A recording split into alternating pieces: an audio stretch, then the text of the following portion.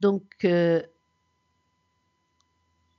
en conclusion, eh bien, vous allez passer à l'évaluation, c'est-à-dire, voici les questions que vous allez subir et auxquelles vous devrez répondre. Je vais vous les lire et puis vous allez y répondre maintenant ou plus tard, peu importe, mais je lis quand même. Alors,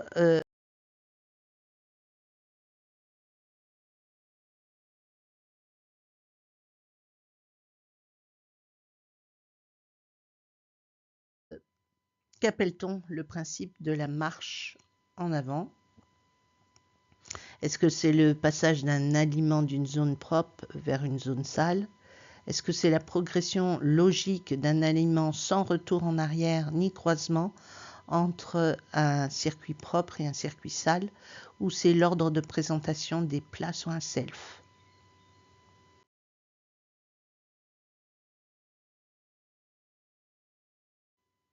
Question 2. Quelles dispositions permettent d'éviter les contaminations croisées? Alors, réponse 1, c'est la marche en avant dans l'espace. Réponse 2, la marche en avant dans le temps. Réponse 3, la sectorisation des différents postes de travail.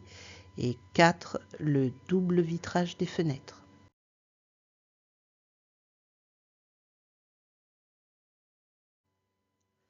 Quelles sont les zones qui peuvent être classées comme zones sales? La légumerie, le local déchets, c'est-à-dire le local poubelle, la chambre froide de stockage des produits finis, la plonge batterie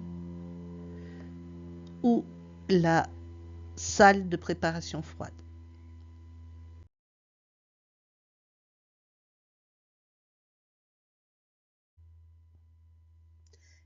Question 4. Quelles pratiques permettent de travailler dans un environnement sain?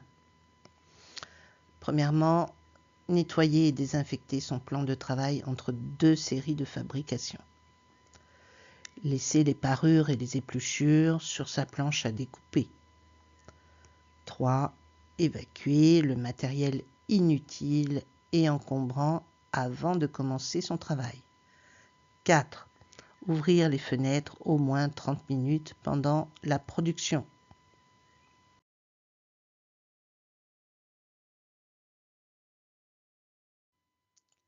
Question 5.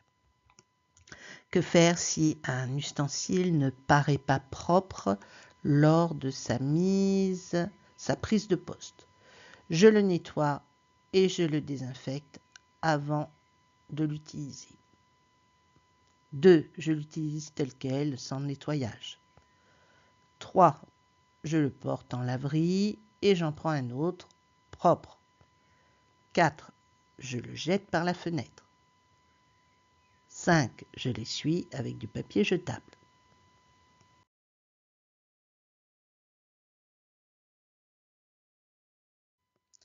Question 6. Parmi ces méthodes, lesquelles sont considérées comme bonnes? 1.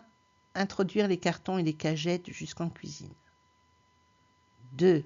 Garder les boîtes de conserve vides en cuisine, elles peuvent servir un jour. 3.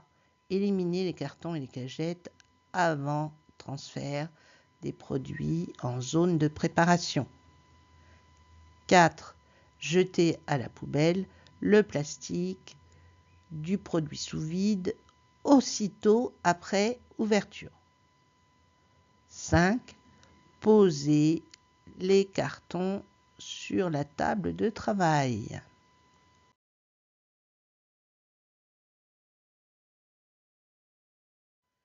Question 7. Quelles sont les précautions à prendre pour bien évacuer les déchets? 1.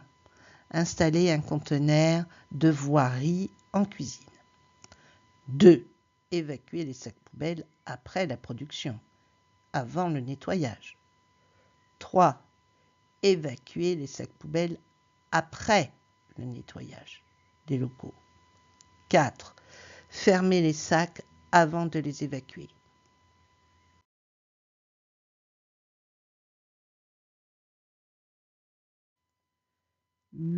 Question 8. Quels sont les animaux considérés comme nuisibles dans les locaux de la cuisine? 1. Les blattes, c'est-à-dire les cafards. 2. Les mouches. 3. Les rats. 4. Les guêpes. 5. Les souris.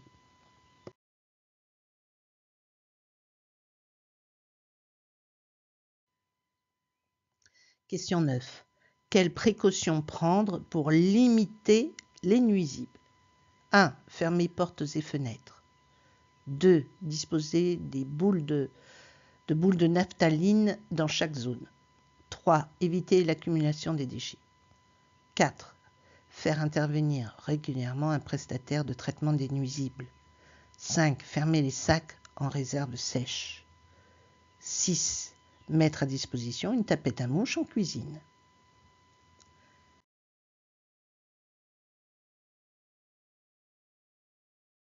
« 10. Que faire si l'on trouve des denrées grignotées par des nuisibles? 1.